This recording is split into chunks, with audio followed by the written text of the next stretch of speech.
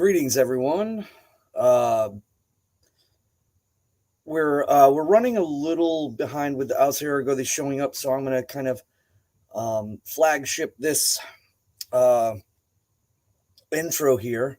For anybody that is just watching, we are doing a part two to the Lokasenna, the the slighting or the jibing of Loki towards the Holy Aesir, and kind of the complexities of that poem. If you want to follow along, we are using the Bellows translation, and you can find that at volospow.org / Lokasenna. And we chose that particular translation because of its unique artistic feel, and also to the access through that website and specifics is very, very good and relatively consistent with very little typos, though we will run into some. And I've even seen some from before. And I think tonight, I was looking ahead at trying to catch up where we were at, and I noticed some, so bear that in mind. But yeah, we will be talking about the legitimacy of the poem. We'll be talking about the purpose of the poem and what it plays within our faith and in our religion, as well as perhaps its poetic purposes and so on and so forth. But before we get into that, let's go ahead and cover some of the important news. We've got so much going on in the Asatru Folk Assembly every month, multiple places. And if you ever want to find out what we're doing, what you really need to do is go and look on the calendar. And the calendar is on runestone.org. You can go up there and find almost any given day numerous events depending on where you're at and what you might be interested in. If you're not a member and you want to come and attend an event, what you got to do is you got to reach out to your local folk builder. And again, you can find that on runestone.org. So you find your local folk builder and you link up with them, find out what's going on in your area, meet up, bring out your family. There's all kinds of things from hike moots to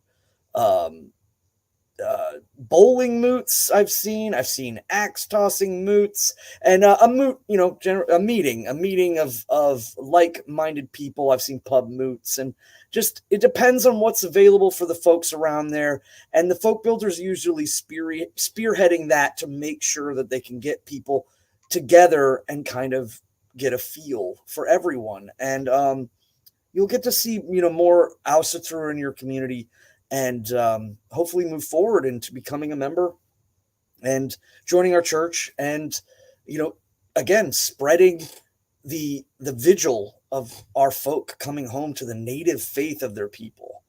And I can't emphasize it enough. I will actually be hosting quite a few things here throughout Virginia. So if you're in the Virginia area, not just in the East Coast, but all throughout, out in the western part of Virginia near Lynchburg, I'll be out there, and then I'll be up near Fredericksburg. So I'm all over. And again, you can reach out to me or the any of the folk builders from Thorshoff, or just Thorshoff in general. But you can also reach out to me on my email, which is sherul@runestone.org or at runestone.org. Yes, I was. Anyways, so yeah, reach out to me. You want to email me? You can also email me questions, anything you guys, ever want to discuss or talk about, or clarifications or intriguing things, or even disagreements. I'll take them. I enjoy the discourse. I enjoy the ability to talk and to do things. Or you can find me on Twitter at Gther_Svan on X. And I love just being able to talk to people. So anyways, back to what we're doing. We've got a ton of stuff. So we got Frey faxi is coming in August. That will be at Baldershof, August 16th through the 18th. It's going to be awesome. There's going to be a lot of folks that are making it out there. I really wish I could make it out there. I had a lot of intention to make it out there, but scheduling wise and doing some of the stuff here in Virginia has kind of gotten that. But I'm as we go, I'm definitely going to be making one of these events that I'm going to be talking about. But there's going to be a lot of great people there, and I give anybody who's in the central corridor definitely try to make it to Frey Faxi, try to make it to Baldershof. This is a chance for you to meet people from the East Coast, from the West Coast, and really just get a chance to see a lot of people. And the best part too is the local area, the ability to get like hotel rooms, things like that, super easy. And if you have any problems with that, just reach out to a folk builder; they can help you out.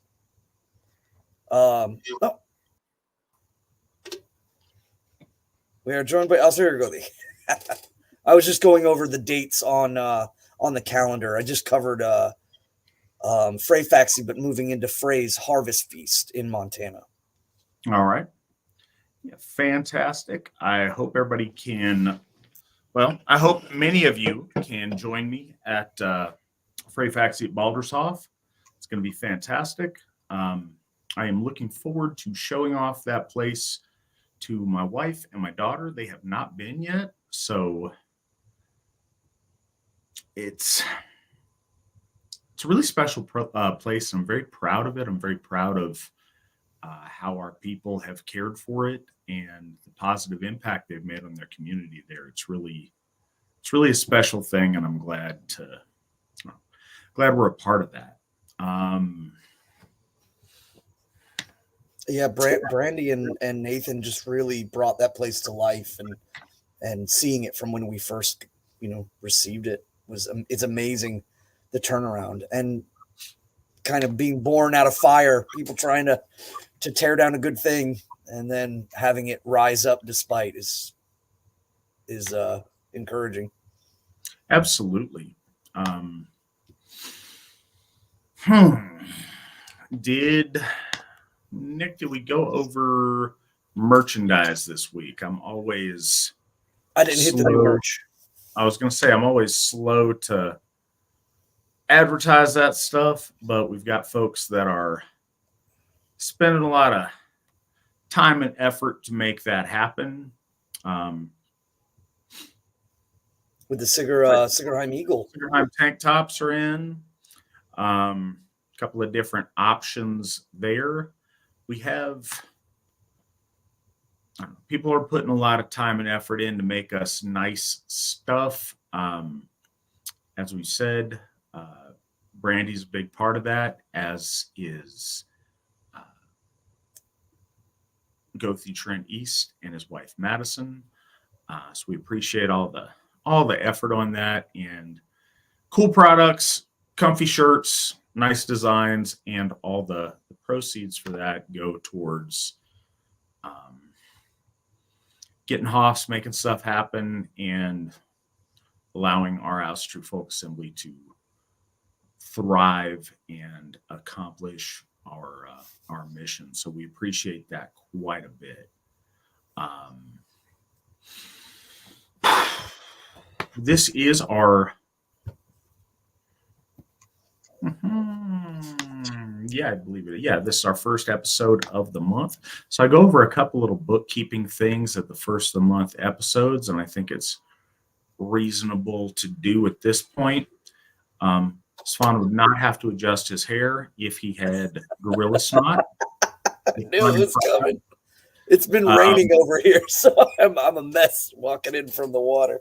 That's the thing. Your hair gets wet, you can reposition it with the gorilla snot. It hardens back up. It's one of the many strengths. So, few things. Our big deal we're making a push for is to pay off Nords. We have made a lot of progress on that as of late. Knock that down to we only owe $82,235 on that. Sounds like a lot, but it's so much less than where we started. August means that we are exactly 2 years into having that Hoff, and we're already 66.4% of the way of paying that off. So that's fantastic. And that's due to you guys and your generosity. So we thank you for that. These are the links if you want to contribute and be part of paying that off. Also, if you want to do the buy us a coffee deal, that is in the description of this video. You can always donate at runestone.org at our donate link. Again, all that's extremely helpful and very much appreciated. And that's how we're able to get stuff done.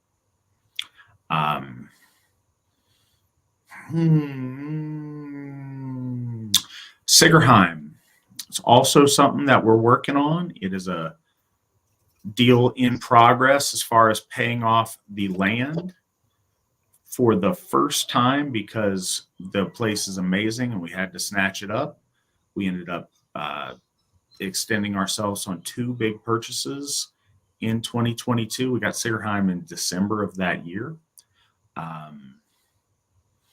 Started out owing $250 on Sigerheim. We have knocked that down to something that there we go. We owe $201,312.84. I don't remember what the percentage is on that. I think it's like 19% or so. So we're, what is that? 19.5. So also, thank you guys for contributing on that. We've got a number of really cool things that we're able to accomplish because you guys have given so much. Something that I think's worth noting for people to think about.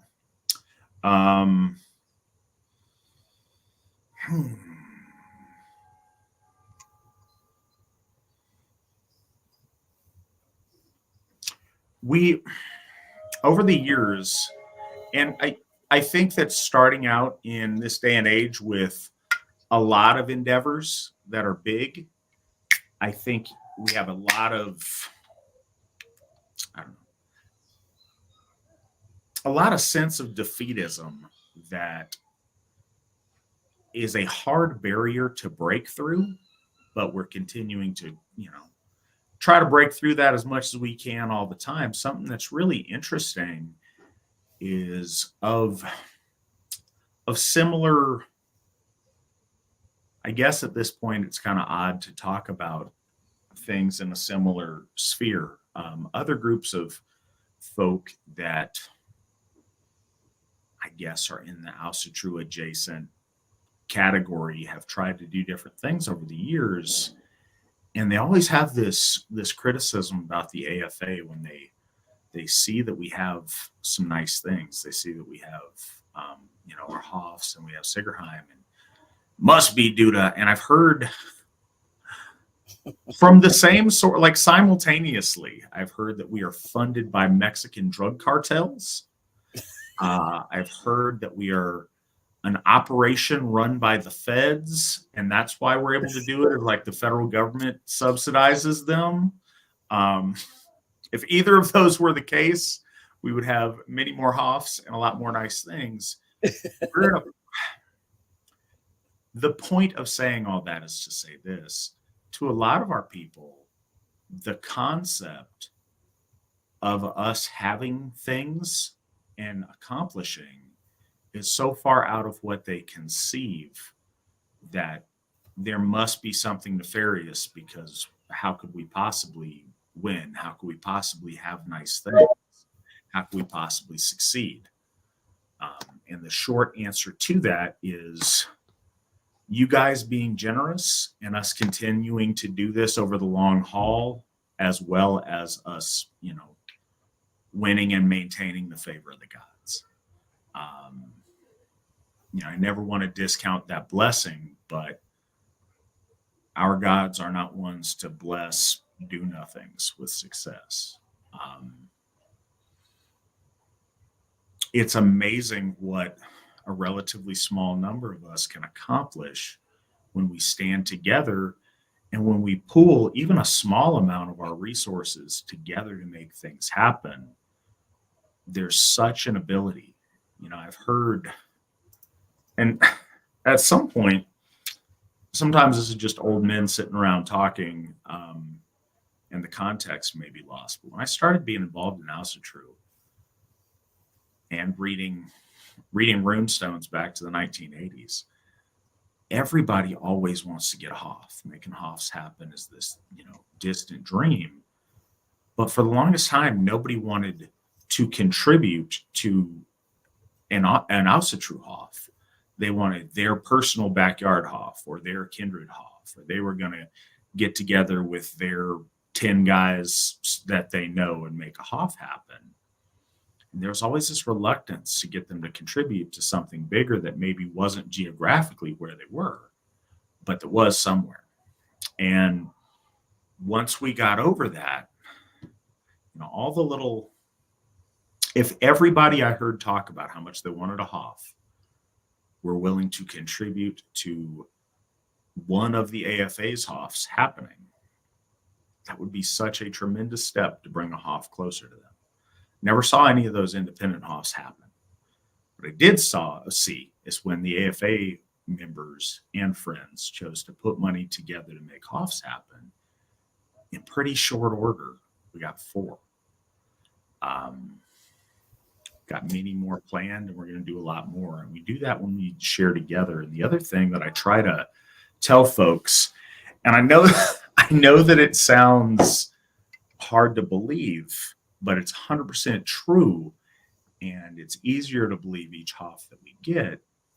But the quickest way to get a Hoff near you is to contribute to the current Hoff that can help us pay off Nords Hoff. If you want a Hoff in Texas, that's the best way for you to get a Hoff, is help us get Nords Hoff paid off. Or Ohio. Somebody just came in, said they're from Ohio. If you're in Ohio and you want a Hoff, it's an even easier sell, because that's where we're looking at the very next Hoff. So that's what we're doing after we pay off Nords Hoff. And we're committed to doing this as long as we have the funding to be able to support them. It's not just about getting the Hoffs. Once we have a Hoff to one of our gods, we have to maintain it and take care of it. But we've got, relatively modest income goals in order to do these things. The very next thing is going to be Frey's Hoff, and that's going to be either, in eastern Ohio or western Pennsylvania. And as indicated on the graphic Nick just put up, first step we got to do on it is to pay off the remaining balance on Nords Hoff. Don't worry about Sigerheim. That's running on its own independent track. That's not related to our progression of Hoffs. So that's going to be awesome. That's how it happens. But yeah, each one we pay off, it makes it that much easier, and we have that much more facility to move on to that next Hoff. And the other thing is, if you want a Hoff close to you, there's 2 options. There's help us get so many Hoffs that one ends up close to you. And by all means do that. It's a viable option. Or we can always pick up and move closer to the Hoffs we have. Many of us have done just that. We encourage folks to move close to where we have Hoffs, or move close to Sigerheim, where Tears Hoff will be when we reach that time, and where we're trying to build, real life community in a very real way. And something that Svan and I are both planning to move our families to when it's the time, and we have everything squared away on some of that. So long-winded on that. Thank you for generosity is kind of the bigger thing. We appreciate you guys, and you giving helps us do a lot of stuff. So thank you. If I may. Yeah, of course you may. I just wanted to say too, a lot of people I'm seeing in the chats and stuff is really nice. Living in a world in Asatru where you can say, like, the gods have temples, the gods have Hoffs dedicated to them, the Asatru Folk Assembly, all over the United States, and hopefully eventually all over the world, in the folk sphere, if you will. But it's such a testament. And I remember back in the 90s, we would never conceive the idea. And I think that there's like 2 types of people. There's the people that they just need an edgy religion, or they need some edgy pocket so they can be kind of cool from the wallflower position that they've taken in life. And then there's people who want to see a world where Asatru is, respected, where Asatru and the gods themselves are forefronted by respectable people who bring a great message, a strong message, a noble message. And that's what you're doing when we create these Hoffs. And you had mentioned that we purchased these Hoffs. There was absolute fortuitous blessings that allowed us to get, because I mean, I think about it like Baldershoff and Thorshoff being able to be purchased at the same time or the same year was such a even the year before was not even conceivable. And then after, during the whole COVID thing and the real estate in Florida like skyrocketing into like, just teeth bleeding like high levels of pressure in the real estate market, and we still managed to get a place in Florida. I just cannot believe that it was not, there was divine help. I feel that the gods helped us. And I think that's so awesome for people to give, and I really hope that they realize the testament that they're making to leaving a mark on the earth. The gods have returned and they're not going anywhere. And that's kind of a segue into something I wanted to talk about tonight. I promise we will get into the meat and taters of what the show is advertised as. We do not have very much left of the poem to cover this evening, and we will cover all of it. But I wanted to talk to you guys about something that has been I want to say heavily on my mind, but I think that makes it sound grim, and it's not. It's really something that's beautiful and amazing, and I hadn't really it sounds dumb to say out loud, because while it is profound to me when I thought about it, it should have been common sense all along, and perhaps to some of you guys it is. To those that it's not, I wanted to mention. And so I've been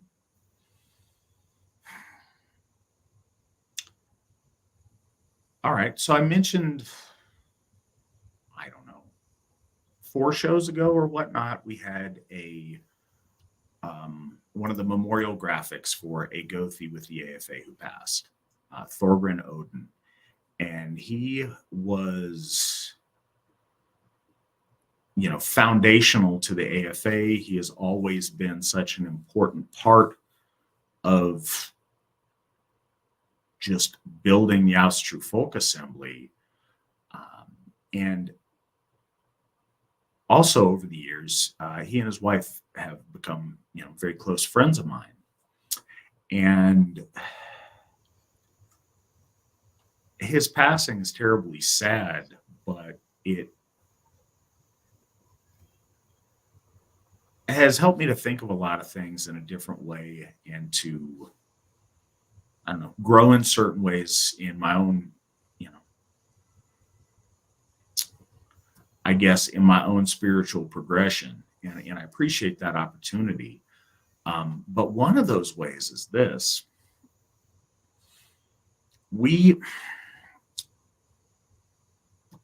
I've mentioned this many times on the program.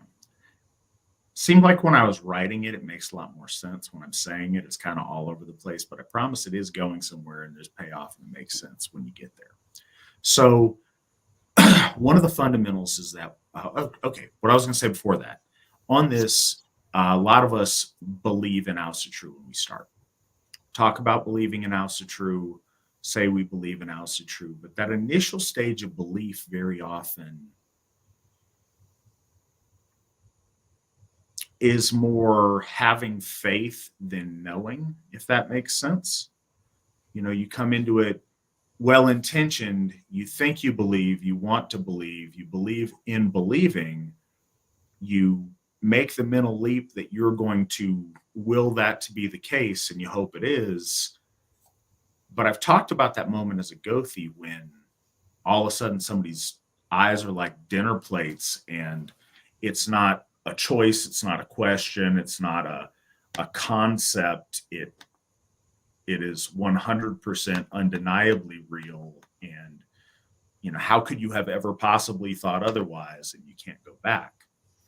So, and I've also talked about the experience I had at Winter Night with my grandmother, where, 14 years after she passed, she was with me in that circle in the most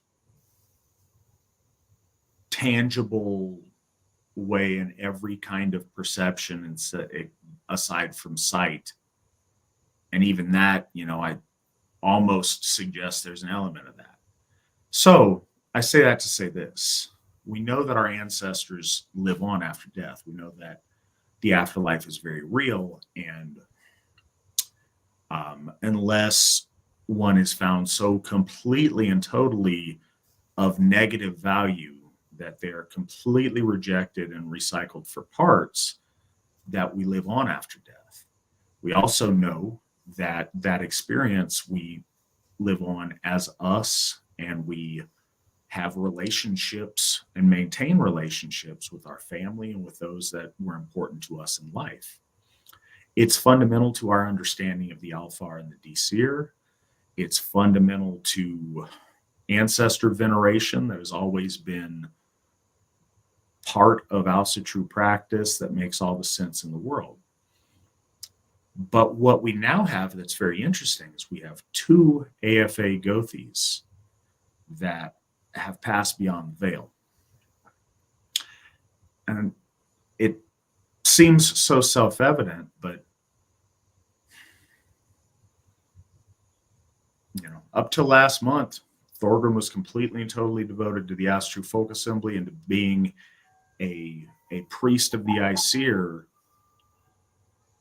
Why would that not? What if we believe that the veil between life and death is very thin, and that you maintain and there's an afterlife? Then why would that be any different? And barring some development in the last month, I have no reason to believe it is. So we have 2 ordained Gther of our church that have now passed into the land of the dead. And that's really significant.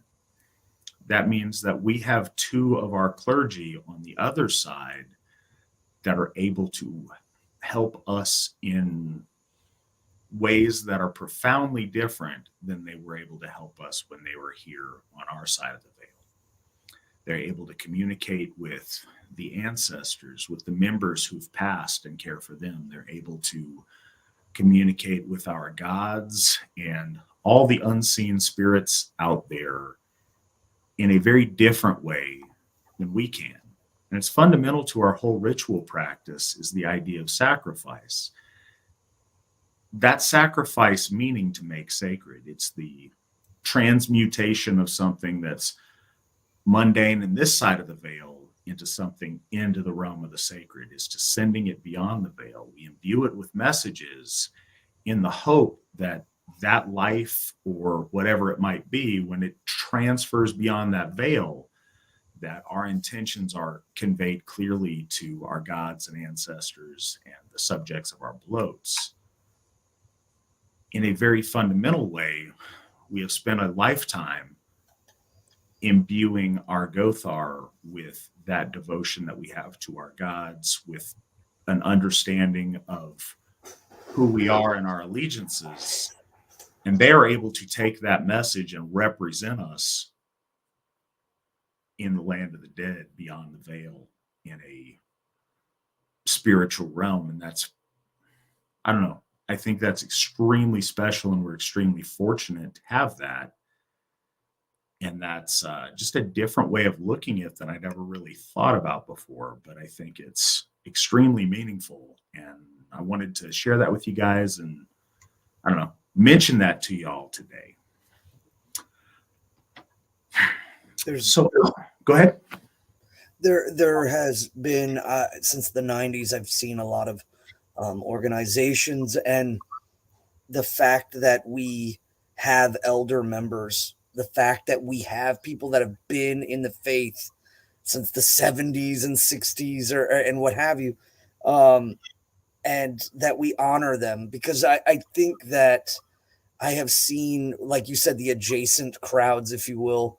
Um, None of them have had anything to facilitate older members. And some of the older members have been completely eaten alive by their own, like, kinfolk, if you will, as they would have probably said a while ago. But then they, social media, and they start to wake up, and they start to realize things are going the way they're going, and where we need to go. And then they might speak up, just even an inkling. And then all of a sudden they're completely turned upon by their, these other groups that swore they were kinfolk. Um, no, the Asatru Folk Assembly has that, and for us to pass on and to vouch for our folk here on Midgard that's huge. I've never seen it in anywhere else, and I've only seen it in the Asatru Folk Assembly. The legitimacy of that, I don't think a lot of people think about when they think about, like, well, we have elders, and they are honored, they're spoken of, they're held in high regard, and you never see that. We have children too, and all that stuff that people like to talk about. Like, we want kids, and we want, young people doing things, but we have our elder folk as well. That's an amazing feat for any organization, church. Our faith is long running now. Well, it's easy when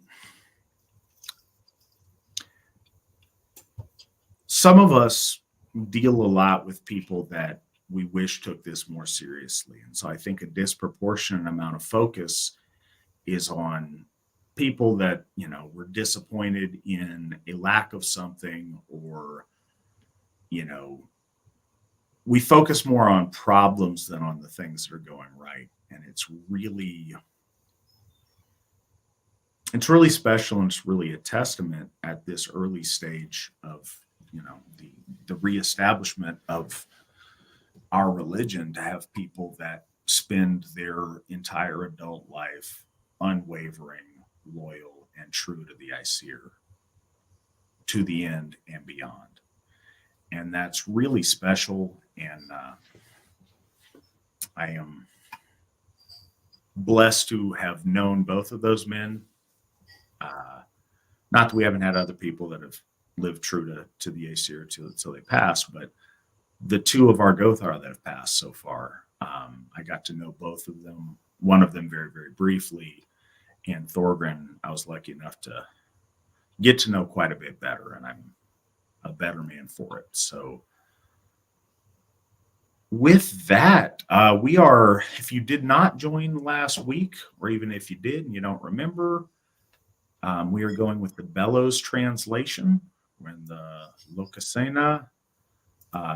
Nick just posted a link. Feel free to use any translation that you have that you like or that's handy, and we can kind of compare and contrast a little bit on maybe different ways things are translated or structured, as far as, how the thoughts are conveyed. There's value to that, and it's also just kind of interesting. Any questions you guys have, we're very happy to answer anything. If it's related to the topic, or if it's pertinent to jump in, we may, kind of cherry pick and do those. But I will go back over anything that might have been missed, so that we answer all the questions before we go off the air tonight. And appreciate you guys joining us. If you see this anywhere, wherever you are seeing this or hearing it, please like, share, subscribe. Get this in front of people that you think would be benefited from the program. Also get, anybody who would be interested or entertained by it, but most importantly, people who'd be benefited by it. But we appreciate our audience. With that, Svan, would you like to take folks into where we left off? Yeah, absolutely. We are, for folks that need to know, we're at 41. And we've had a pretty long and steady engagement of like a tit and tat, back and forth, generally one of the Aesir would speak up, and then Loki would retort. And I think it's more important for people to realize, and it's really going to become self-evident here, that this is a poem that is transferring knowledge and has a purpose.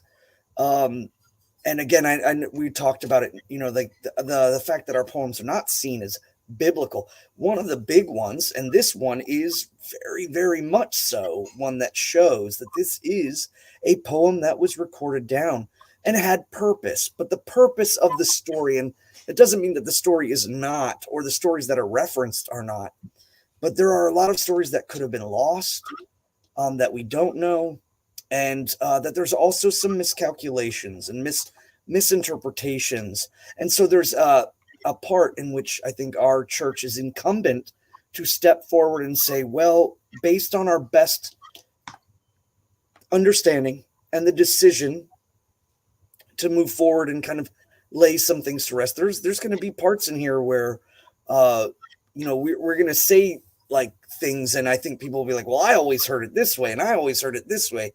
Well, that confusion is really, again, because of some of the poems, including and particularly the Lokasenna,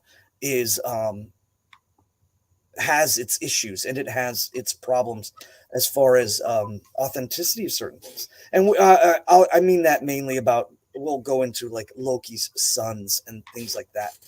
But so at this point, the holy Freyr means Lord, and it is truly interesting, this being from Iceland, but there is a mentioning of an eldering name of the holy Freyr, and I really, really just love the fact that it's still kept alive in the poem, even though it's a few centuries after the conversion of Iceland, that it even harkens back further, probably to even before Iceland was founded, and it has clear connections to even to Tacitus's Germania. So I find that really, really interesting. So here in 41, he says, the holy Frey says to Loki, by the mouth of the river the wolf remains till the gods to destruction go. Thou too shalt soon, if thy tongue is not stilled, be fettered, thou forger of ill. Of course, the wolf that the holy Frey is referring to is Fenris Wolf, or Fenrir, the dweller in the fens, the one who lives in the swamps, the edge walker, the one that dwells between the roots and the shadows. And he says he's by the mouth of the river, by the estuary. It also is worth mentioning in another story, Fenrir is mentioned as being at a lake, the Black Lake, and the general consensus of this is that it's a like a lake or a spring with outreaching pieces, and that's one of the concepts we talk a lot about at Thorsoft, with the poison dripping from Fenris's mouth, and it exudes through a liminal space and can actually bleed into our world. That the venom and the hunger and the vitriol of Fenris's cursing, his stain on creation, passes now through his spittle, his spit, and it infects the minds of many folk. So I just thought that was interesting because, again, river, lake, and you get some of these little inconsistencies, but I think people get caught up too much on them without considering like a lake or a body of water with rivers flowing out from it. Loki returns in 42 and he says, the daughter of Gymir with gold didst thou buy, and sold thy sword to boot. But when Muspel's sons through Mirkwood ride, Thou shalt weaponless wait, poor wretch. So here he's speaking about the fact he's making the insult. Your wife, your bride, you bought her. You paid for her love. And in doing so, you also gave up your sword. And it's worth noting in Scareness Ball that the mentioning of giving the sword is not fully, taken upon. He is given the sword, but there's never a moment in the poem where he has to relinquish the sword of Lord Frey to uh, Gther. So that may be a, the possibility of another poem gone. But it is generally understood that in order for the Holy Frey to link with Gther, one of the Aust Veneer, he had to give up his sword. And in particular, the interesting part is giving up his sword to forces outside, perhaps even to the Jotuns in some way, or a sacrifice of some sort that makes it so it's no longer in the possession of the gods, even though Gther remains with him. So, very interesting. Another part here, when the sons of when Muspel's sons. So, Muspel is, a lot of people don't know about the translation of this word, Muspel. Generally, people take it as destruction or what is it, conflagration. But this is the only time that Muspel is ever referred to, often outside of just the creation story, is about Muspel's sons or the kinfolk or the children of the Muspel. And Muspel is not a being; it is a place. So it'd be like saying, the sons and daughters of Britain or what have you. Um, and the last part here too is through Mirkwood Ride. So the general idea, and when we talk about cosmology, is that the world is united. All the worlds are kind of like lenses that overlay on top of each other. So the difference between passing through the veil is the blink of an eye, but it is also a long road. And that is, I think, one thing that when we have a lot of people from religions that are built around mortals and they're built around mankind, and they built around logos and logic that's been affected. They try to logically explain certain things to the point where they end up deteriorating the magic of mythos in and of itself. Um, the so in this case here, one of the things about Muspelheim is that it's beyond the wood of murkiness, and it's beyond a place of darkness. So it's another kind of boundary line. It's not necessarily a Gther or a mountain or a wall, and it is not a liminal space, but a place that is deadly to traverse. So it is held away with enough of a distance so that it's not something that just is done easily. And Mirkwood is mentioned quite a few times as being that dark and dangerous boundary between the primordial realms. And the two primordial realms that we're speaking of are Muspelheim and Niflheim. But Niflheim is unique because it is completely strewn with liminal space. Muspelheim, there is nothing that can live there but the sons and daughters of Muspelheim because of its potence and heat and just the severity of that place. So you never see much more of any given acknowledgement to Muspel after the creation because of that. But everywhere else is given great heed.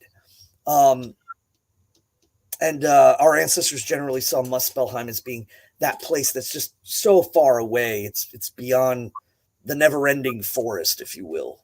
of darkness is kind of what Mirkwood is. And when they come across there, you shall be weaponless. And of course, if anybody has read the Gylfaginning or the Volaspau, there is a knowing that it's there that the Holy Frey, the Lord, meets Sutter,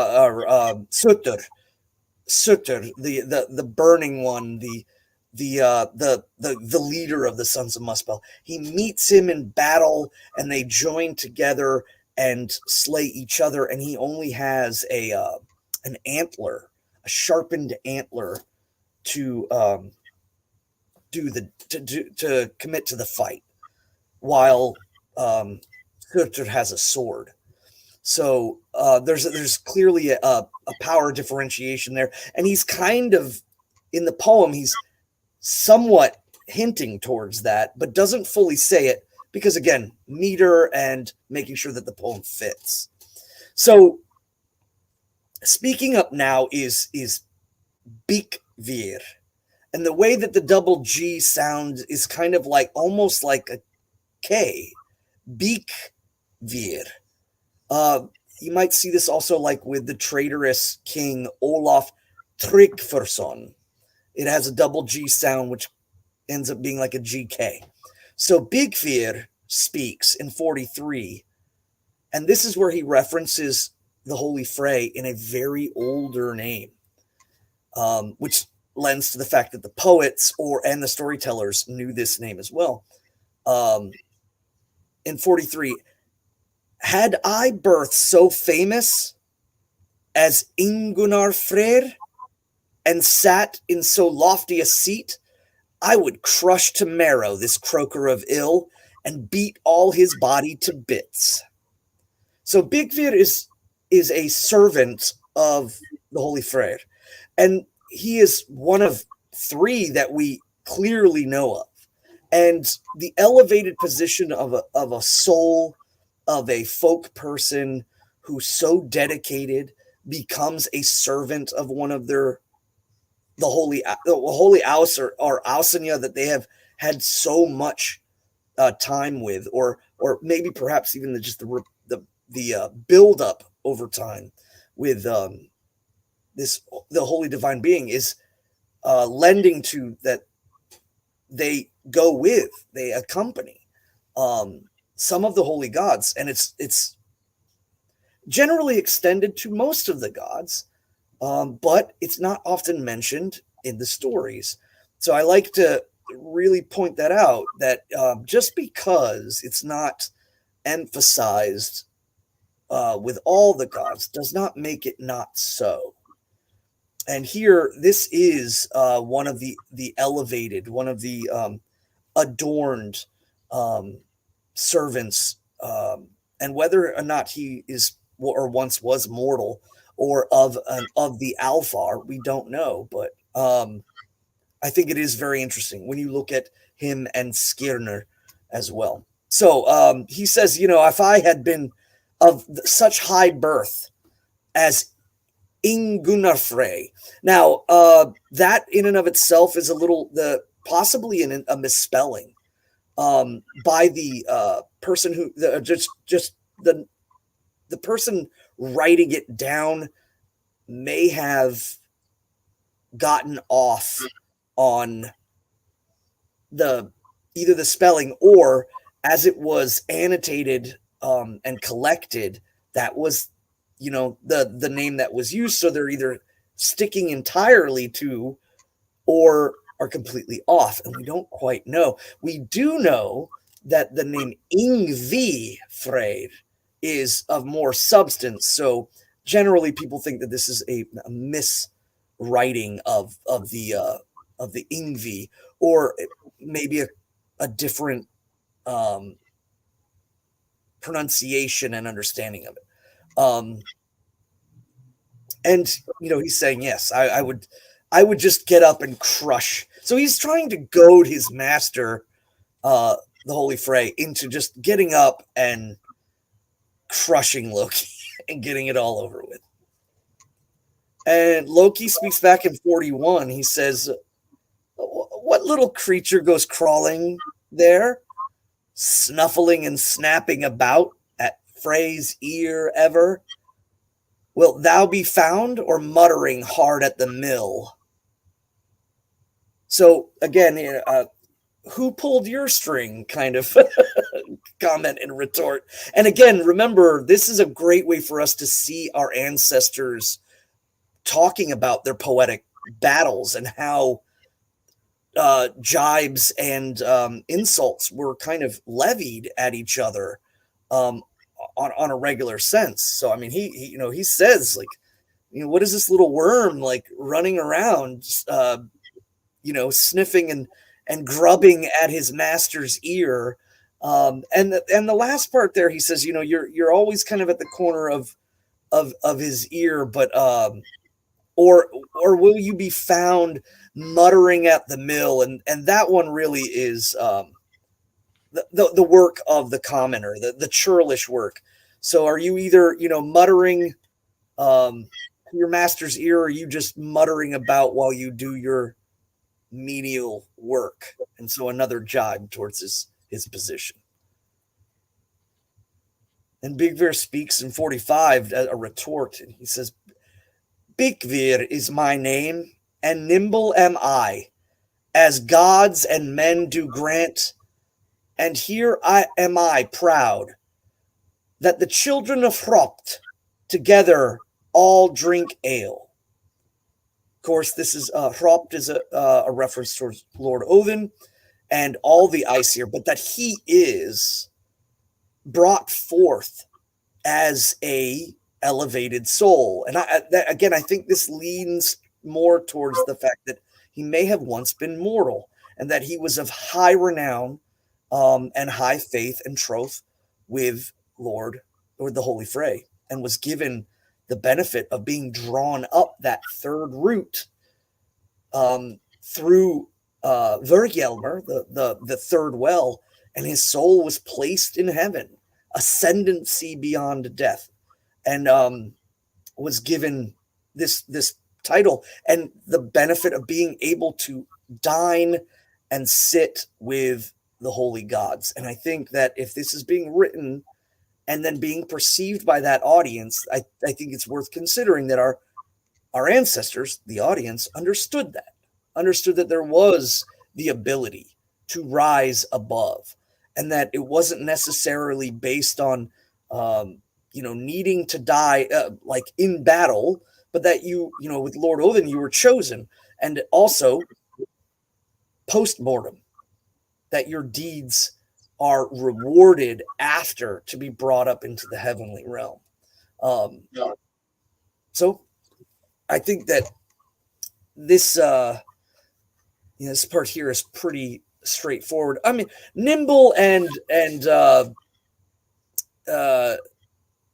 nimbleness is often, I will say this much, the nimbleness thing, if you notice some of the rune carvings on rocks, there are many references to being nimble, wily, very hard to catch.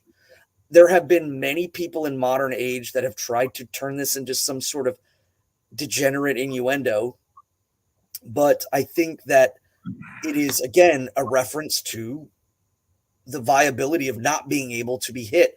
I think it was also most likely very important from those rune stones that were most likely written by folks that were in Central Europe and probably under the employ of the Empire, and they had moved northward back in, and they were always remarked as being able to run as fast as horses, not having to wear armor but only carry a shield.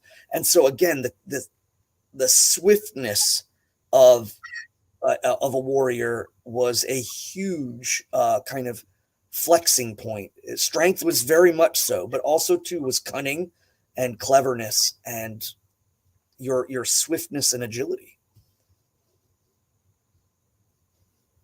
So let's see, we're on 46. Loki speaks back. 46. "Be silent, Bigf. Thou never couldst set their shares of the meat for men. hid in the straw on the floor, they found thee not when heroes were fain to fight. So he tells them to be quiet. You could never, ever measure out correctly the feasts of men. And this is seems to be very much a localized idea, that if there was a servant who gave large portions to some and small portions to another, was seen as a bad trait. And then more so the fact that when heroes go out to fight, he hides in the straw in the corners and under, just happens to cover himself up or crawl under a bench when the fighting starts. So clearly he's calling him a coward.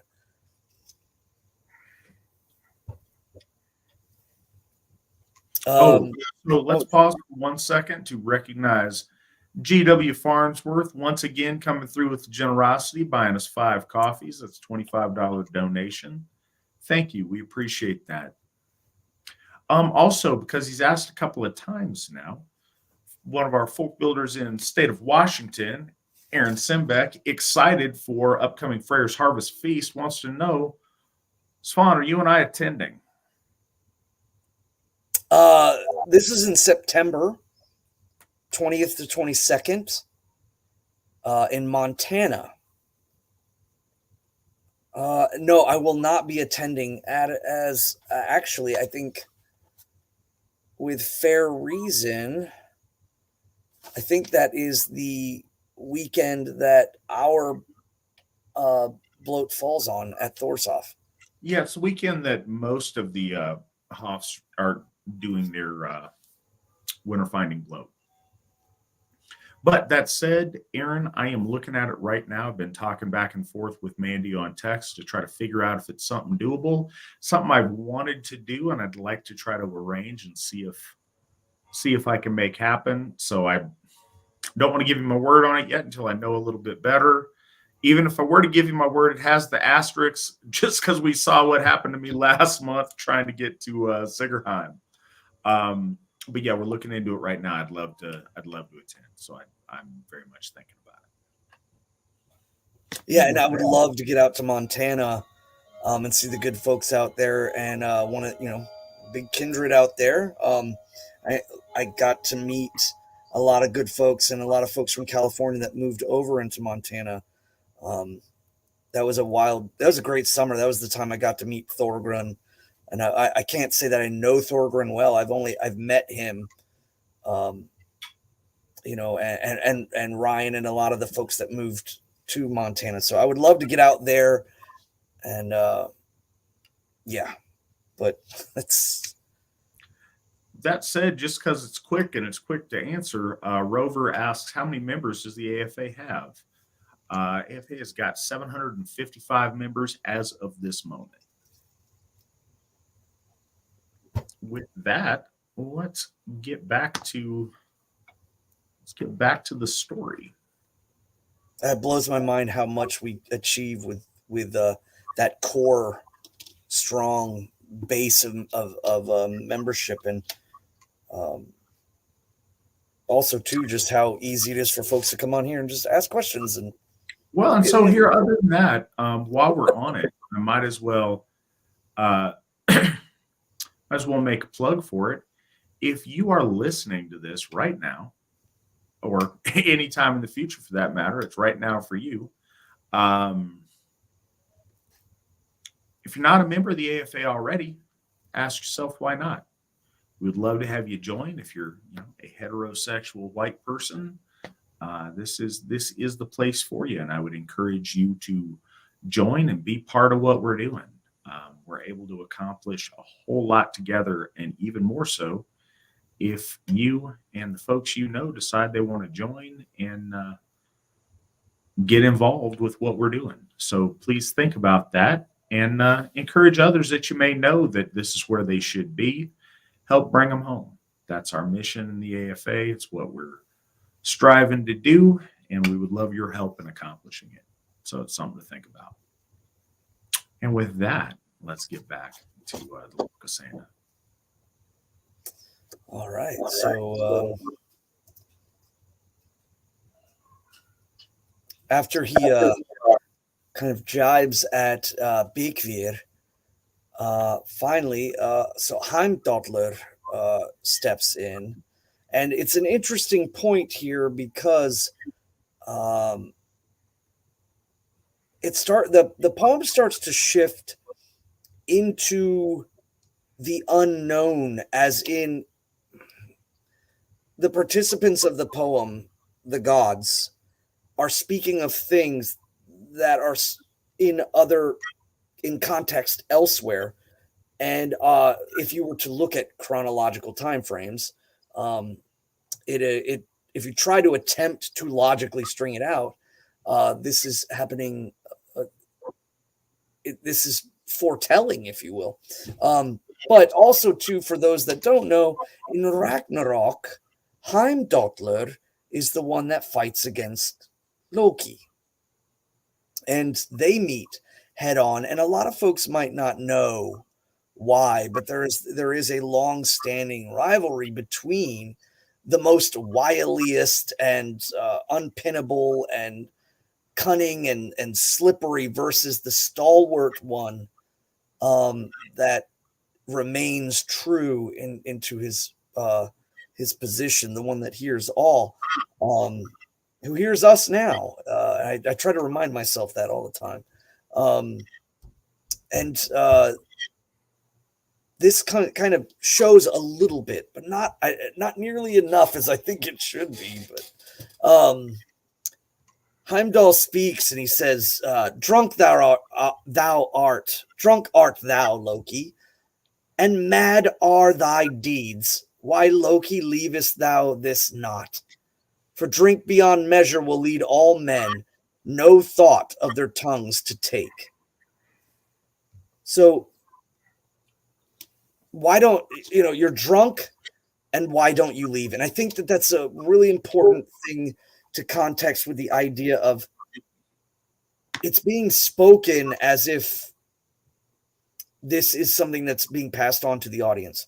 If you're drunk and you have no word of your mind, of your tongue, you can get yourself into a lot of trouble, and it is better to leave and go home and not make poor decisions.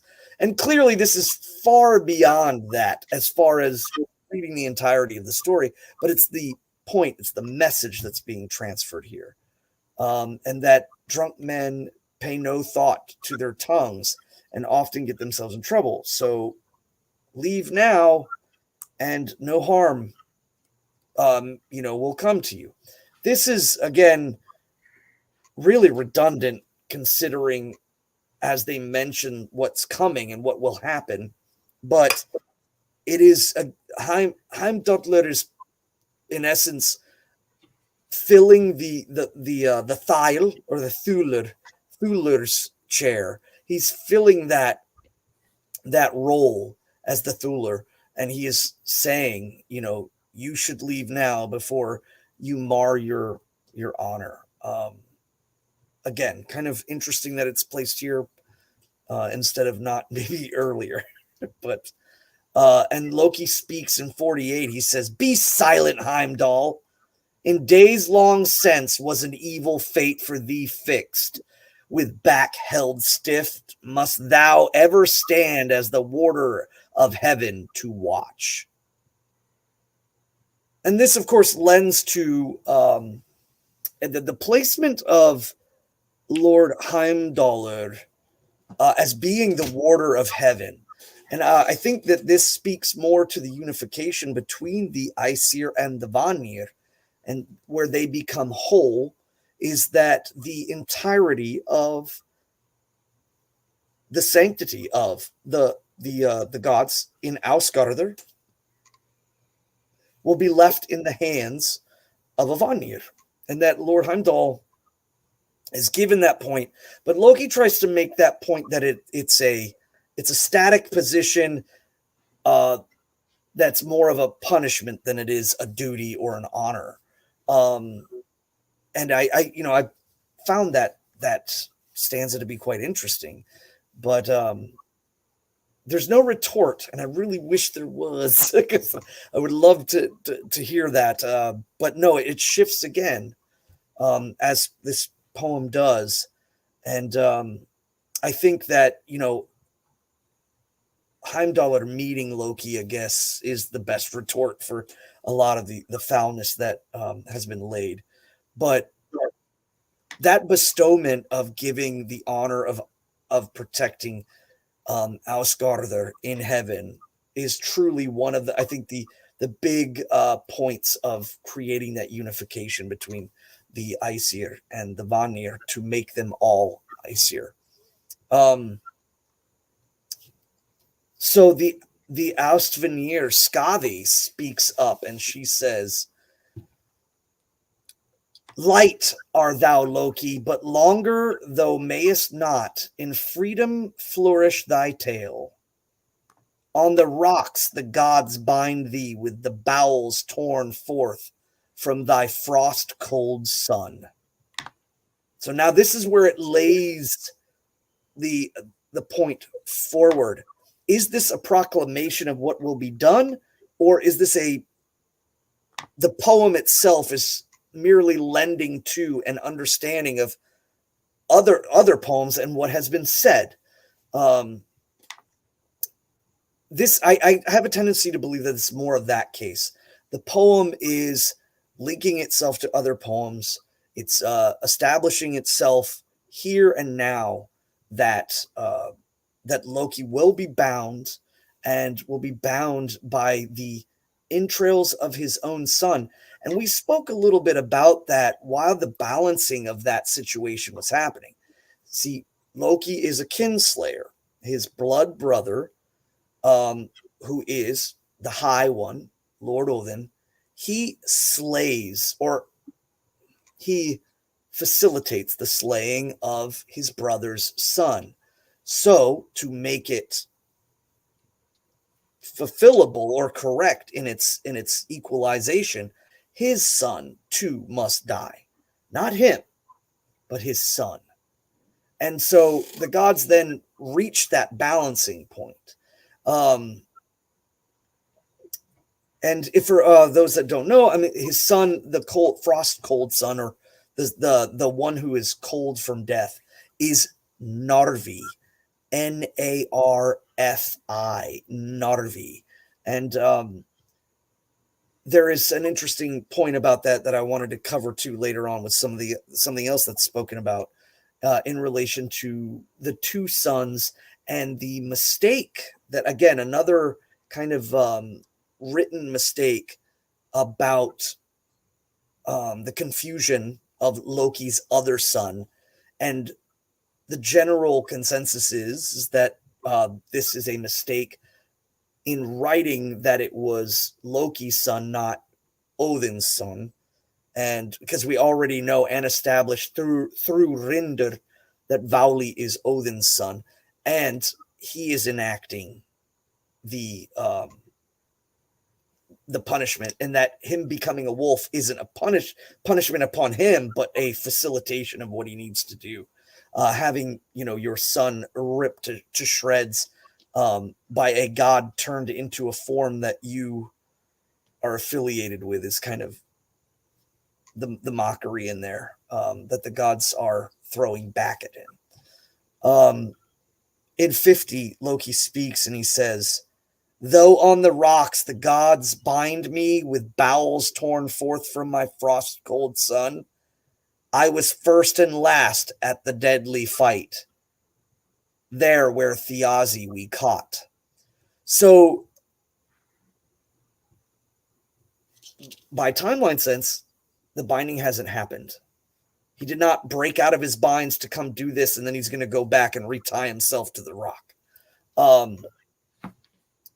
But the ending jab here that he points out is specifically for the Austvanir Skathi, because her father and the slaying of Thiazi by the gods that prompted her to come forth. And he's saying, I was there. I facilitated in your father's death. not much of, I think, a weight compared to many of the other insults that have been thrown, but it's about being personal. But again, the context of being bound, as it hasn't happened yet. So this really shows that this poem is not to be taken with a literalness of being like a holy text. And I think that stanza alone really truly shows this is a passing of knowledge between the poet and the audience, but that time and specifically some of the kind of incorrection and perception of things is referencing more to other poems. Let's see here. So in 51, Skadi says,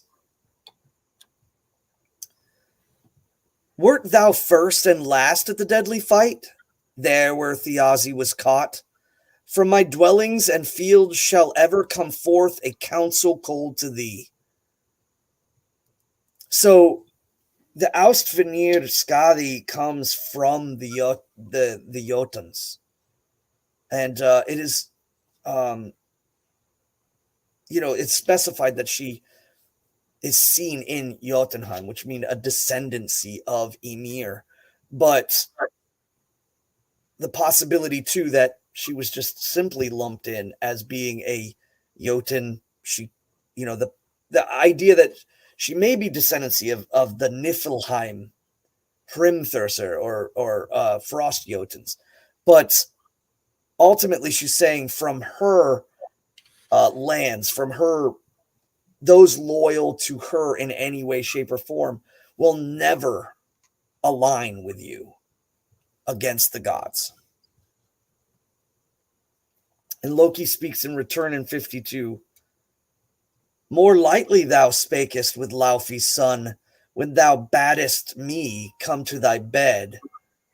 Such things must be known, if now we too shall seek our sins to tell." So he's leveling that she seduced him because she baddest or bid him to come to thy bed.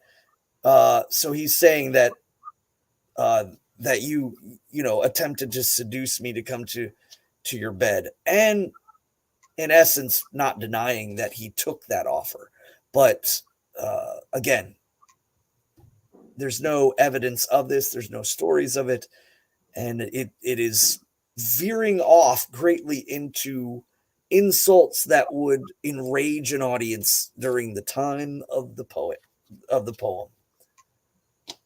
Then Sif comes forward and poured mead for Loki in a crystal cup and said, and I really love the fact, I know culturally we use horns, but it is worth noting that the cup, the mead bowl, the goblet, the chalice, these are not, they just don't look Viking enough for people sometimes, that they get into this idea that if it's not, we're not drinking from a horn, what is this? I could see if we started doing our bloats and adding, a chalice or a goblet, people would start, screaming on the internet, "Oh, this is not a Viking religion anymore," or whatever they might try to do. But it's a lack of full scope of understanding. So she says, "Hail to thee, Loki, and take thy here this crystal cup of old mead. For me at least, alone of the gods, blameless thou knowest to be." Again, this is a setup. This is a setup for a punchline, or setup for a slighting. In a way, I have always kind of taken this too, as once mockery has metastasized into malignance, you can't negotiate with it, and you shouldn't attempt to find quarter. So let's see here. He took the horn and drank therefrom in 54 Alone thou wert, if truly thou wouldest. All men so shyly shun, but one do I know full well, methinks, who had thee from Hlorith's arms. Loki, the crafty in lies. So he's saying, if there was no one around, they would believe you. But there's one truth, and that is, I was the one that wiled you away from your husband's arms. Hloridi, of course, is it means Thor, and it is the cacophonous or the loud writer, and he's saying, I stole you, or you bed with me from your husband's arms. Then Bela speaks. Now, again, this is an interesting thing, because bringing in this, Bela is another servant of the Holy Frere, and they do not have a huge amount of usage outside of this poem. And I wonder if that was done with an intention on the poet's part. But she is the female counterpart of Bigf, and so the general idea is that at this ceremony, at this very large feast, there is not only Ayr's servants, there is also the Aesir's servants. And she speaks in 55, the mountain shaken, surely I think, from his home comes Hlorithr now, Hloridi. So say his name and he shall show is kind of what she's saying, because I think I hear Sif's husband, Thor, coming now. He will silence the man who is slandering here, together both gods and men. And I think that is important, and another emphasis of the ascendancy of Bigf and Bela as being ascendant souls that were once mortal. Referencing that he is slandering the gods and men. So very, very interesting and important. So we're at 55 we go into 61, the last stretch of the poem. So, and this poetically is a way for the poet to bring the Stormfather in, to bring Lord Thor in. And of course, it's generally, this is the end. That's when he shows up. There's not much that's going to be going on after that. So Thor speaks in 61, unmanly one, cease, or the mighty hammer Mjolnir shall close thy mouth. My right hand shall smite thee with Hrungnir's slayer till all thy bones are broken. So he calls him the unmanly one. Again, a clear insult towards the fact that he's wily, very hard to place down, quite unnatural in the spectrum of and the polarities of life, and is wretchedly an unmanly character. You actually skipped 56 through 60. Oh no, did I? I was worried about that. I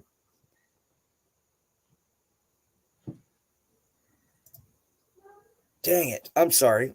I clicked on the wrong one. I knew, I was thinking that too. I was like, I hope I didn't jump over that one, but okay. So in 56, as Bela had spoken up in 55 and said that Thor is coming and that he is slandering the gods and men, Loki turns and says, be silent, Bela, thou art Bigvir's wife, and deep art thou steeped in sin. A greater shame to the gods came never. Befouled thou art with thy filth. So this is a double insult. The gods have taken up and ascended a soul that is not good is kind of an argument on their choosing. And then two, the sinfulness, if you will, is the unfaithfulness. And treachery in action. Then Thor comes forth and speaks in 57. Yeah, I'm still correct, right? That's all? We're all set there, right? Right, Nick? 57, yes. The reason you're confused is because 57 and 61 start with the same two lines. Gotcha. But all right, so 57. So now the Stormfather himself enters in and begins with the same line: "Unmanly one cease, or the mighty hammer Mjolnir shall close thy mouth. Thy shoulder cliff shall I cleave from thy neck, and so shall thy life be lost." Shoulder cliff, of course, is a kenning for the head. I will knock your head straight off your shoulders. And Loki speaks in 58. "Oh, lo, in has come the son of the earth. Why threaten so loudly, Thor? Less fierce thou shalt go to fight with the wolf when he swallows Sigfather up." So here he's stating, one very important thing is that we clearly look at the Stormfather as being a child of Lord Odin and Yarth, the earth, and he is of the heavens and of the earth. He is of the Aus and the Wane, if you will. He is the perfect embodiment of that alignment of cosmic order and natural law. When those two come together, Thor is the product of this. And Loki says, "You will be less fierce to talk when it comes time for Ragnarok." And Thor speaks in 59, "Unmanly one cease, or the mighty hammer Mjolnir shall close thy mouth. I shall hurl thee up and out in the east, where men shall see thee no more. So I shall throw you into the depths of the east, or of Jotunheim, to where no one shall see you again." And Loki speaks 60, "That thou hast fared on the east road forth, to men shouldest thou say no more. In the thumb of a glove did you hide, thou great one, and there forgot who thou wast, Thor." So this is again a reference to another poem that we have legitimately, and this is, of course, where the Stormfather is going to Jotunheim and encounters a great Jotun named Skrimir, and he is so huge that Lord Thor hides in his glove, thinking that it was a cave. So this is another stanza that really kind of sticks out and re-emphasizes that this poem is about exchanging knowledge between the poet and perhaps other poets and the audience, and that it's not necessarily structured around the legitimacy of the exchange itself. So he let's see here, he at 60 to 61. So here is the final. Thor speaks again. "Unmanly one cease, or the mighty hammer Mjolnir will close thy mouth. My right hand shall smite thee with Hrungnir's slayer till all thy bones are broken." Hrungnir's slayer, of course, is Mjolnir. Another kenning, Hrungnisbana, the bane of Hrungnir, is how it's referred to in the Old Norse. And Loki speaks in 62. "A long time still do I think to live. Thou, though threatenest thus with thy hammer, rough seemed the straps of Skrymir's wallet, when thy meat, though mightiest not get, and faint from hunger didst feel. So he says, I think I'll live quite a long time, as long as I see fit. And you still threaten with your hammer, even though, and again, this is another reference to that same story in which he tries to wake Skrymir up, and he tries to open the simple pouch that has all of their provisions in it. And because the giant was so big, he tied it so tight that the Storm Father couldn't even open it. And of course, anybody that's familiar with that story knows that this is, of course, a huge thing, that this isn't a pouch, this isn't a glove, but that he's, when he attempts to slay this giant, he's creating, valleys and canyons, and when he tries to pull apart the strings, he's ripping asunder tracts of land and things like that, all under the guise by magic. It's a great story, and I know we'll be covering that eventually. So Thor speaks in 63, unmanly one, cease, or the mighty hammer Mjolnir shall close thy mouth. The slayer of Hrungnir shall send thee to hell and down to the gates of death. Couple of things here too. I mean, of course, he's repeating these lines. These often happen in order to maintain meter, especially when there's an extension of the poem or there's a need to extend it. You'll notice these lines being spoken again. And of course, the slayer of Hrungnir is Mjolnir. But he's saying you will find yourself going to hell, to the land of the dead, or to the world of the realm of the dead, because hell in itself was also referred as a state of being. There was not just the fact that it is her, hell, the one who presides over the calamity of mankind, and all things really, just the deterioration, but that the souls of both gods and men fall into that place away from time. And this, entails also Jotuns. So Balder is there and received well, and he's saying, no, I'm going to send you there. Now, he doesn't speak,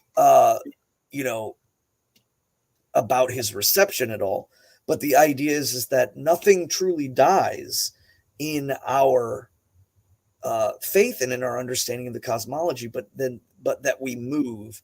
And the essence of the descriptors of hell and the death of it is because death is that the hell blau, the coloring of the body, the being cold and in the ground, but also stepping away from the gods and stepping away from time and order into a place that has it does not have so much rule. And the idea is that once you pass into this place, it's incumbent upon you to make sure that you latch on to the order, and that order is your ancestors, that you are not denied by them, because if you are, then you're flung out into the maelstrom of Niflhel and all that pertains to. No, but if you go and you're accepted by your ancestors, you're taken in by them, then you have the ability to be protected and held firmly and celebrated, and that you may also to elevate.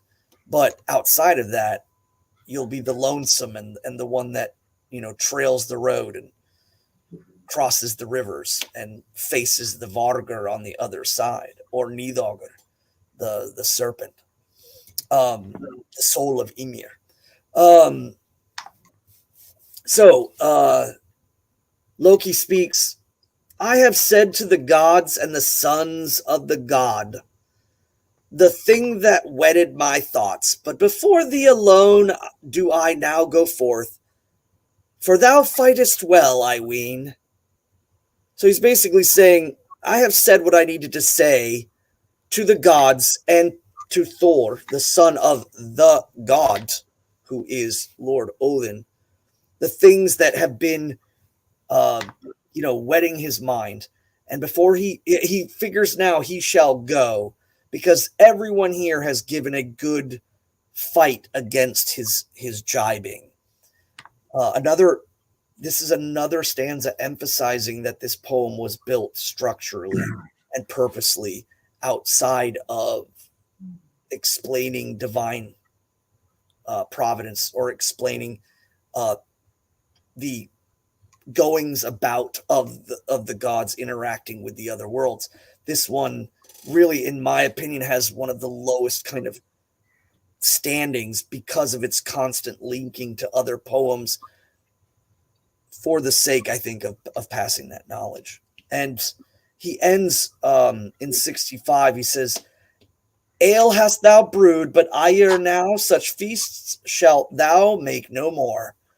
Over all that thou hast, which is here within, shall play the flickering flame, and thy back shall be burnt with fire. So, not long will you have to hold all of this. The end will come soon, and everything that you hold dear will be burned. And you will be burned as well in your betrayal, by joining with the gods. And after that, Loki hid himself in Franang's waterfall in the guise of a salmon. And there the gods took him. He was bound with the bowels of his son. Now here's again an interesting part with it says Vali. And that his son Narvi was changed to a wolf.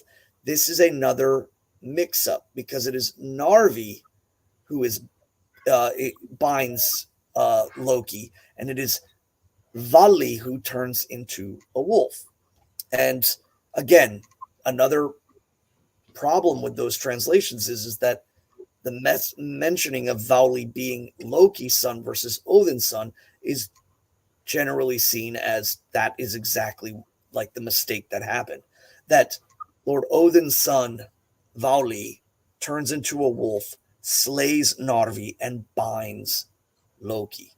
Then Skadi takes a poison snake, fastens it up over Loki's face, and the poison dropped thereon. Sigyn, Loki's wife, sat there and held a shell under the poison. But when the shell was full, she bore away the poison. And meanwhile, the poison dropped on Loki. Then he struggled so hard that the whole earth shook therewith, and now that is called an earthquake.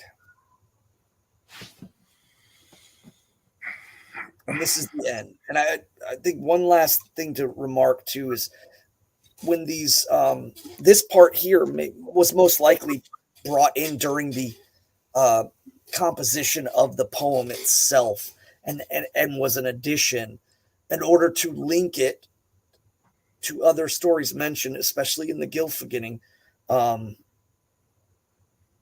and kind of establish its legitimacy, and also drop in a point in which if there's an earthquake, that's Loki writhing in his prison.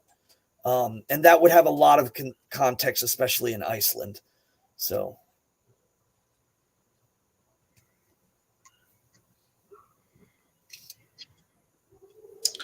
just kind of a minor note on poison.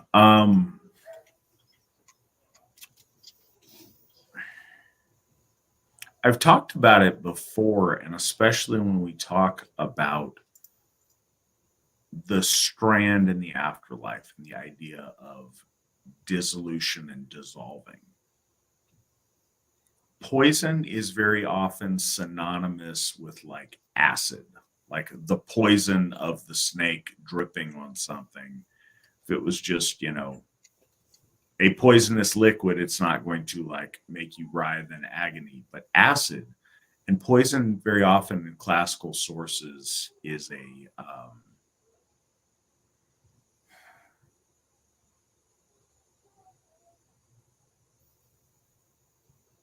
don't know if I'm using my chemistry terms right.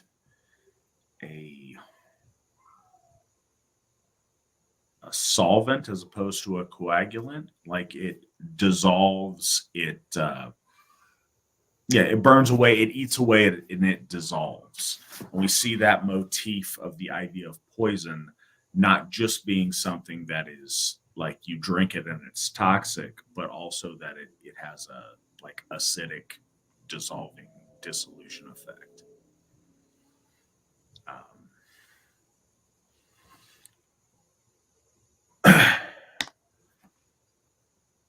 I have a question from Sam. Go ahead. I was going to bring up a point about Sigyn.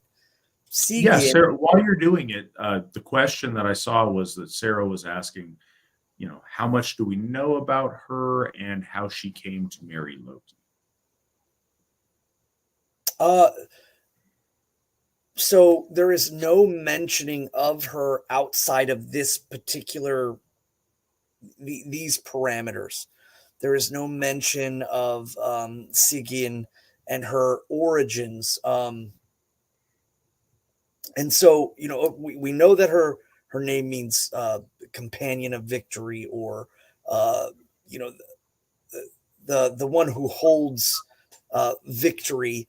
And again, she is more enigmatic than even the misplacement of Vauli and Narvi, where Narvi is described as being that which binds Loki, and that Vauli is also the sun. There's a huge amount of kind of mistakes surrounding that. Sigyn is never mentioned as being an Aus, or being an Alvar, or an Ascendant. Though I don't know, I don't think that Loki would have the power to take ascendancy from the lower realms, but that perhaps it was gifted to him by the gods. But there's no mention of it, and I think more so there is the point of her dedication to her oath as a wife, more so than who she is. And I think it fits more a point of showing the greater tragedy. The idea, especially in telling the story, is that the audience would even hit further, knowing that the malice of Loki even affects those who cannot unbind themselves from their obligation of marriage. Even though, yes, again, divorce was a common thing, or not common, but understood thing. And then there's no mention of Loki taking her on, except but there's plenty of him sleeping with Angrboda and just being generally degenerate in all directions. So this is kind of the tragedy of it, is that comparatively to Loki, Sigyn cuts herself as an opposite character. And that, I think, builds the tragedy of nobility being affected by treachery and the cunning people, and people that cut their loyalty with those people and then have to go down with the ship, if you will. But yes, outside of that, nothing. She is mentioned in a couple of poems, the Gylfaginning Skarpus Mal. There's also kind of a really obscure 9th century, which is older, and the burden of Sigyn's arms is mentioned. And she's also on a stone, or at least it's believed that it is her, because there's a character bound, and there is a woman holding a moon-shaped shell over the face of that character. So that's pretty, straightforward. But that's in England, and I think that that's interesting because it shows that the faith of Asatru and the stories traveled with the Northmen on multiple waves coming into England, enough to the point where it was transcribed on statuary and things like that. And interestingly enough, crosses. That's a whole nother kind of like thought process there.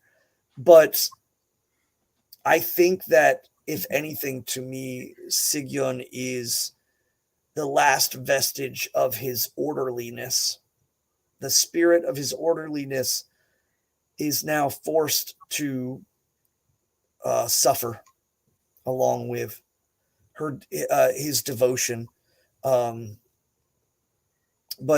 I can't say too much because we don't know the origins of Sigyn, and she's not listed really as an Ausenjör or an Austvenir, but seen again as bound in the same fate, the noble side that must suffer the treachery of the other side. Yeah, this is really the only, she's mentioned a bunch of times, a bunch of places, but always in reference to this one incident, of her, she's mentioned as like referenced as a kinning, like Sigyn's husband to mean Loki or whatnot. But any of the story behind her is just that, she bore children for him, and she prevents his face from getting burned by the venom as best she can for eternity. And that devotion is not to be overlooked. That's I don't know,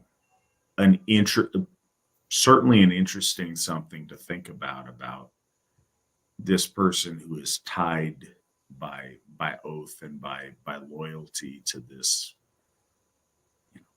rather wretched individual, but maintains that loyalty like eternally, trying to take care of them the best she can. And I mean, I think we've all seen that in the world, the long suffering wife of people who, for very, I mean, we see it in various different situations, but people who are incarcerated, people who are other things, and you have people that spend their entirety of their time in unadvantageous circumstances trying to do the right thing by commitments that they've made. And so Sigyn is a very tragic character in that sense. It is, a testament to her that the one thing that we do have to know her by is by her devotion and her loyalty.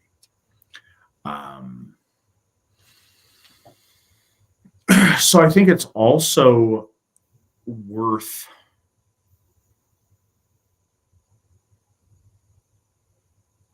unrelated, completely. I'm sorry, I had a little brain thing there. I was reading the chat. Completely unrelated, but I think this is a good time to bring it up. And it's also something that Sarah mentioned in the chat, and probably because she is such a huge part of our Asatru Academy.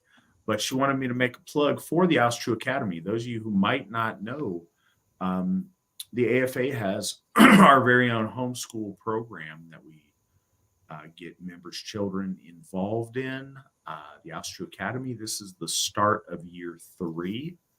And we are currently enrolling students from kindergarten through 6th grade. So that is a huge advancement in the course that our volunteers have set up. I believe we have 30 students currently enrolled. We would love to have more. Whether you first, if you are listening to this, join the AFA, get your kids in the Asatru Academy. You should absolutely do that. But and that is the perfect option. I say that is the best option. But if not, it is really important to do the very best that you can to protect your children from the unwholesome, degenerate influences out there that prey upon our children now more than ever. Different school districts in every different municipality or county or whatever are often very, very different.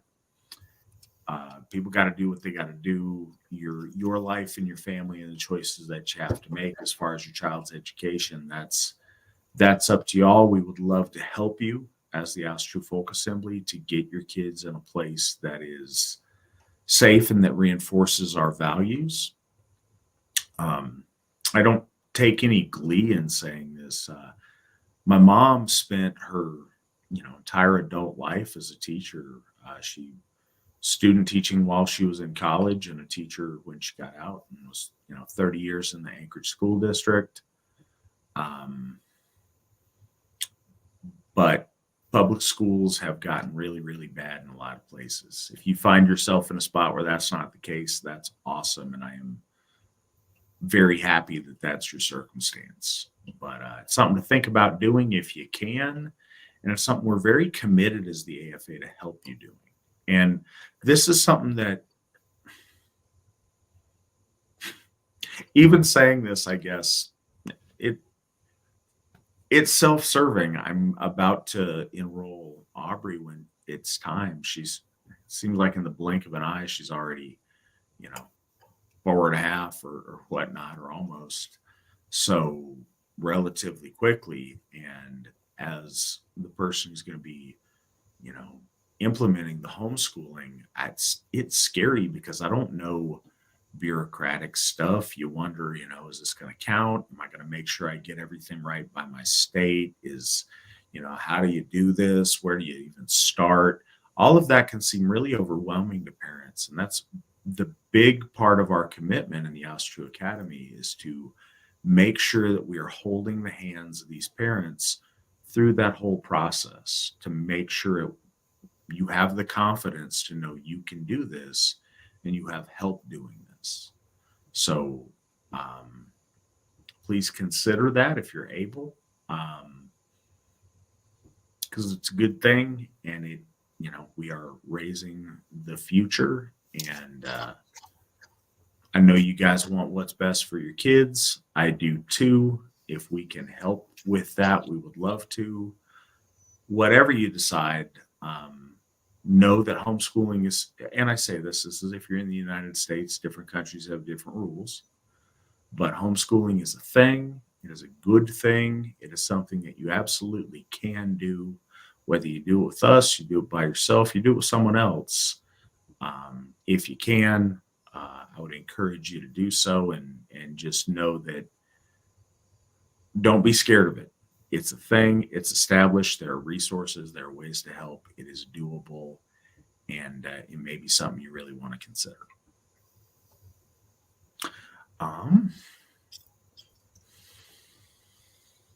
Is there any other stuff you want to leave folks with tonight?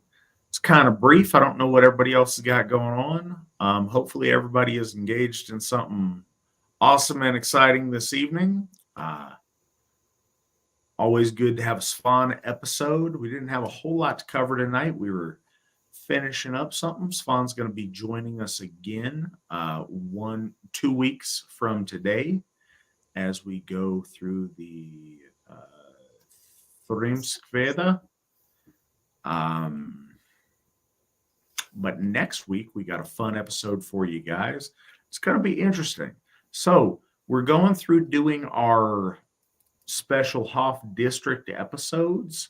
Those are a lot of fun. We get a lot of faces on here that, you guys are probably getting bored hearing from me, and maybe even bored hearing from Svan. I don't know.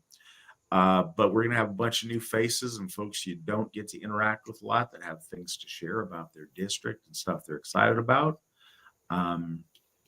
So I'm looking forward to that. It should be a fun episode and a nice way to bring us into like literally the next day following that. Folks are starting to show up for Frey faxi at Baldershof proper.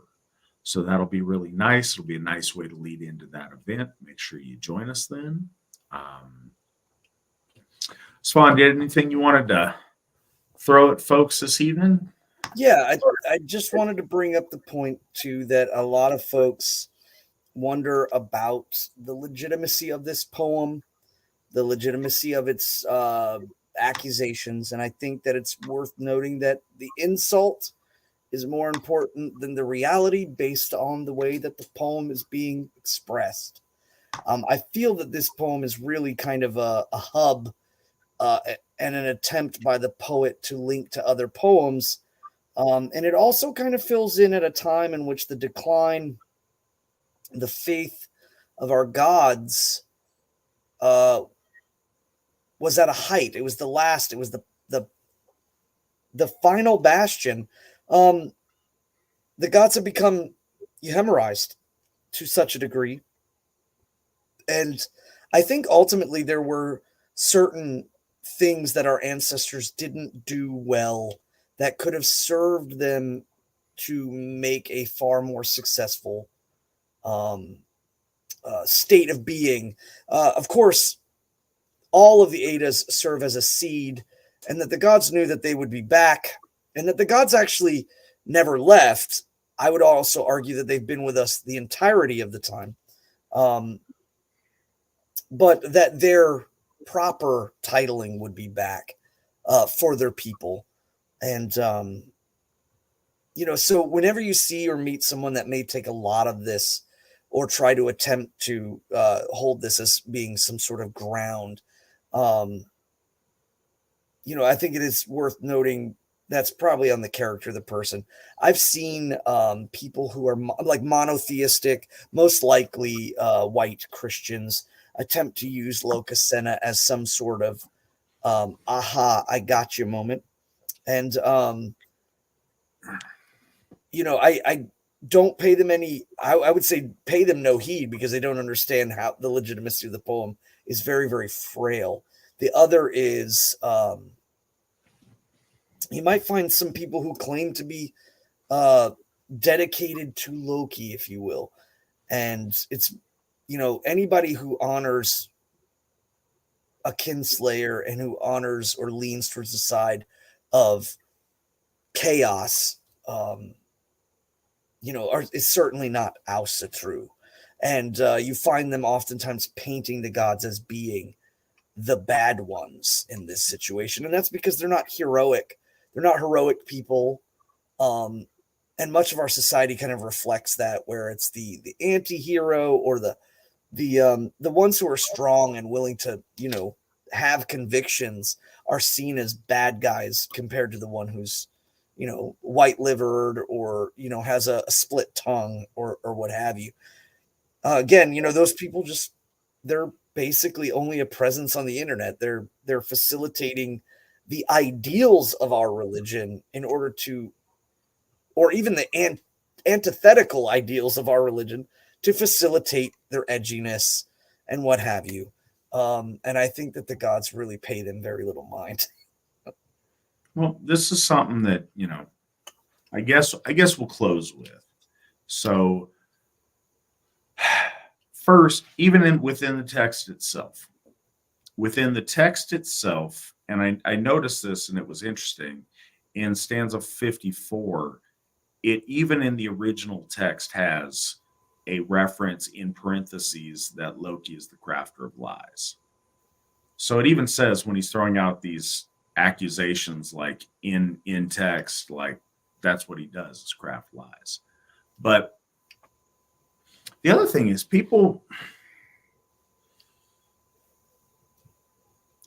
our faith suffers from people looking at it as a historical oddity and not treating it as a religion. If you start from the point that our gods are real beings that exist, that our ancestors worshipped, and that we are worshiping today, then a whole lot of things make a lot more sense. Of course, you couldn't support Loki. He's terrible. All of his actions, well, the vast majority of his actions are dishonorable and bad and at different points, straight evil. You can't literally be loyal to living gods that exist while supporting, one who murders one of their ranks or who arranges for that and betrays and is known by his treachery. It's just antithetical and it makes no sense. But where confusion comes in is people, the same edgelord folks that are struggling with their problems, the adorners of couches like to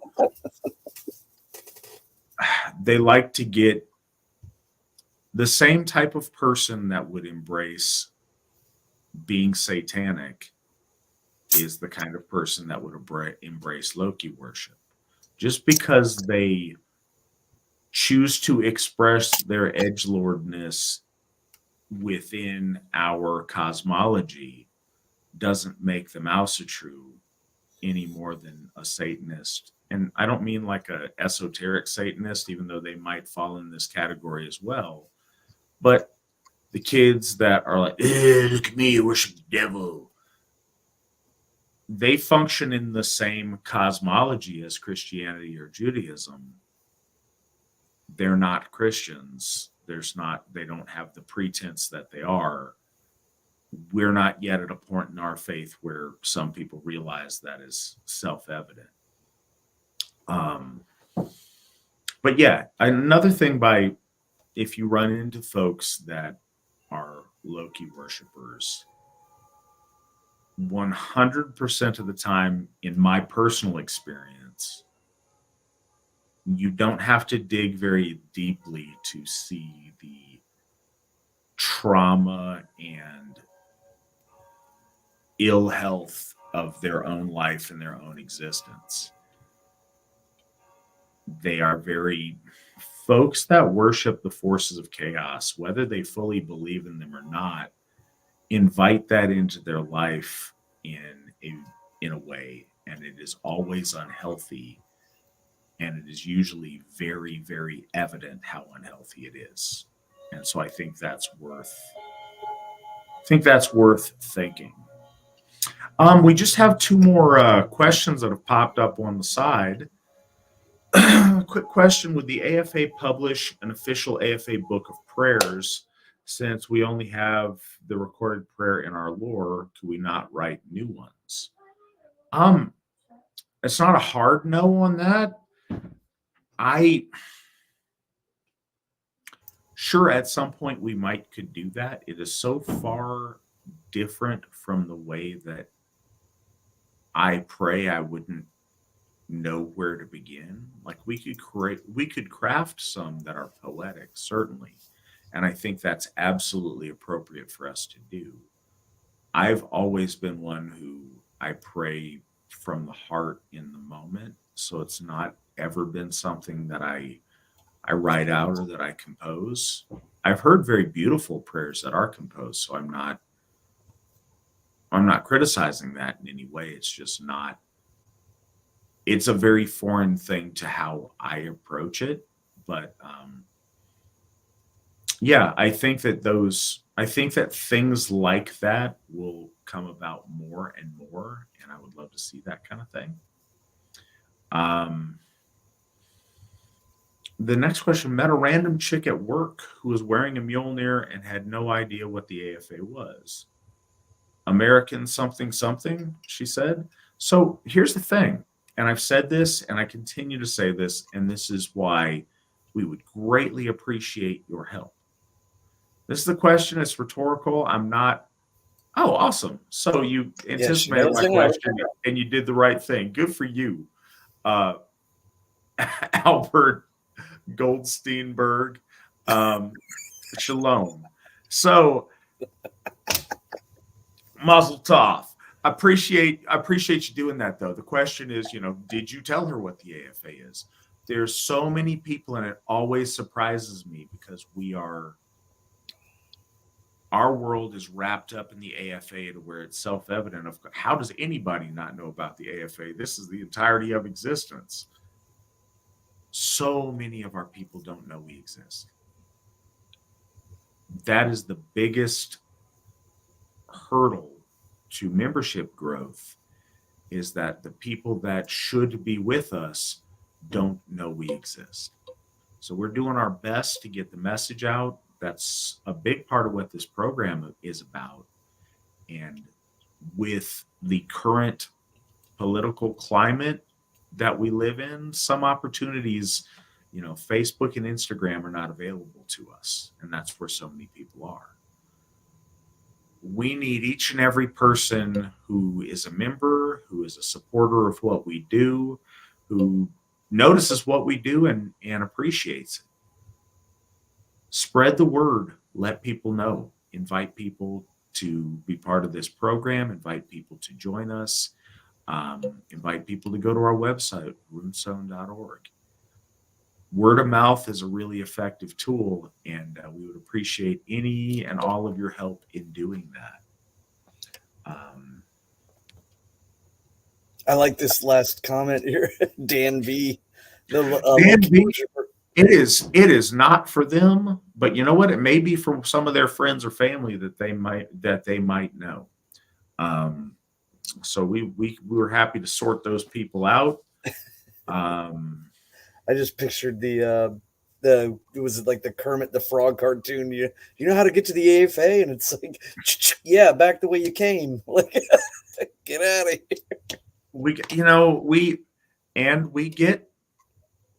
We get strange folks that are not suitable for membership that apply sometimes. That happens.